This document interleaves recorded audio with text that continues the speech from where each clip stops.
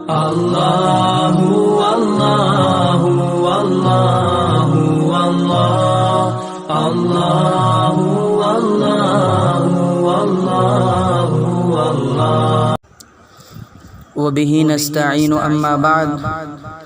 قال الله تبارك وتعالى في القرآن المجيد أعوذ بالله من الشيطان الرجيم بسم الله الرحمن الرحيم وقرن في بيوتكن ولا تبرجن تبرج الجاهلية الأولى وقال النبي صلى الله عليه وسلم من تشبه بقوم فهو منهم صدق الله العظيم. محترم و معزز خواتین، میری ماؤں اور بہنوں، اللہ تبارک و تعالی کا بڑا احسان ہے کہ اس نے شریعت محمدیہ کے اندر عورتوں کے چند حقوق رکھے ہیں، اور نبی علیہ السلام نے ارشاد فرمایا کہ عورت اگر تمہاری بیٹی ہے تو تمہارے لیے رحمت ہے، اگر عورت تمہاری بیوی ہے تو تمہاری عزت ہے، اگر عورت تمہاری ماں ہے تو اس کے قدموں کے نیچے تمہارے لیے جنت ہے۔ چنانچہ سورہ احزاب کے اندر اللہ تبارک و تعالی نے ارشاد فرمایا وَإِذَا سَأَلْتُمُوهُنَّ مَتَاعًا فَاسْأَلُوهُنَّ مِنْ وَرَاءِ حِجَابٍ کہ اللہ تبارک و تعالی نے عام لوگوں کو جو نبی کے گھر میں آزادانہ اور بے تکلفانہ انداز میں آتے جاتے تھے ان کو بھی منع فرما دیا، اور گھر کی خواتین سے کوئی چیز مانگنا ہو تو حجاب کے باہر سے مانگنے کا حکم دیا۔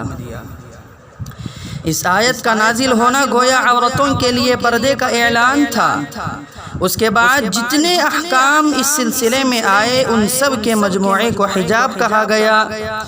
اس کے علاوہ مختلف طریقے سے اللہ رب العزت نے عورتوں کو پردے کی تلقین کر کے اس کی غیر معمولی اہمیت و ضرورت کی طرف اشارہ کیا۔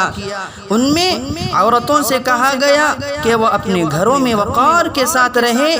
زمانہ جاہلیت کی بد تہذیب عورتوں کی طرح اپنے حسن و زیبائش کی نمائش نہ کرتی پھرے، اور قرآن مجید کے 22ویں پارے میں اللہ رب العزت نے فرمایا وَقَرْنَ فِي بُيُوتِكُنَّ وَلَا تَبَرَّجْنَ تَبَرُّجَ الْجَاهِلِيَّةِ الْأُولَى، یعنی تم اپنے گھروں میں ٹھہری رہو اور دور جاہلیت کی عورتوں کی طرح اپنے حسن و زیبائش کی نمائش نہ کرتی پھرو۔ آج ہماری ماؤں اور بہنوں نے یورپ کے تہذیب کو اختیار کر لیا، آج ہماری ماؤں اور بہنوں نے مغربی تہذیب و کلچر کو اختیار کر لیا۔ کیا اللہ کے نبی علیہ السلام کی ازواج مطہرات نے ہماری ماؤں اور بہنوں کو یہی تعلیم دے کر گیا تھا؟ کیا حضرت فاطمہ رضی اللہ تعالی عنہا نے یہی احکامات جاری کیے تھے؟ نہیں نہیں میری ماؤں اور بہنوں، تمہیں تو اللہ رب العزت فرماتے ہیں کہ تم اپنے گھروں میں ٹھہری رہو اور اپنے بال بچوں کی دیکھ ریکھ کرو اور اپنی شوہر کی خدمت کرتی رہو اور اپنے گھر کو جنت نما بناتی رہو۔